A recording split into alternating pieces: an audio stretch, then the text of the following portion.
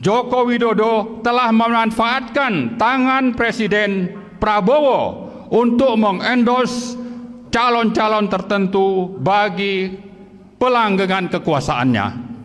3. Salah satu kejahatan politik otoriter syarat KKN oligarki Joko Widodo adalah menempatkan Gibran sebagai cawapres Pilpres 2024 dan disusul dengan praktik yang sama untuk memenangkannya dalam Pilpres 2024. Padahal di samping inkonstitusional, pencawapresan Gibran telah tidak memenuhi syarat etika, moral, dan ijazah pendidikan.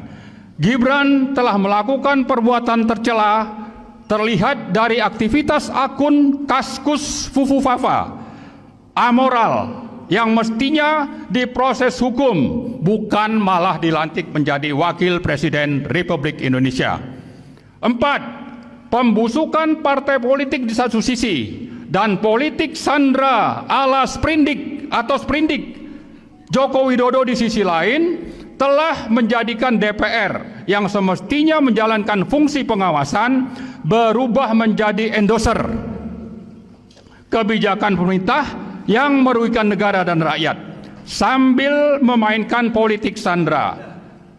Oligarki Joko Widodo telah menyulap hukum menjadi kepanjangan tangan politik yang berkhidmat kepada kekuasaan oligarki, di mana negara hukum telah berubah menjadi negara kekuasaan.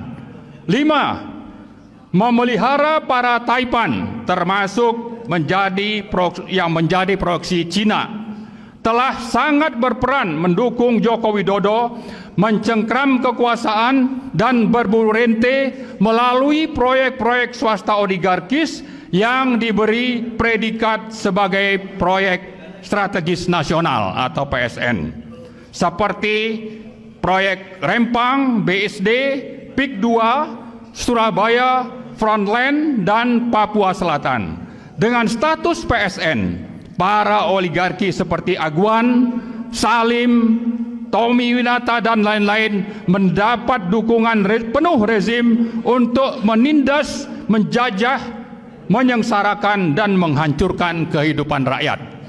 6. Simbiosis mutualisme dan KKN rezim Joko Widodo dengan para taipan telah memberi kesempatan kepada sejumlah pengusaha dan Cina RRC menguasai berbagai sektor kehidupan berbangsa dan bernegara, terutama di sektor-sektor ekonomi, keuangan, SDA, industri, perdagangan, dan sebagainya.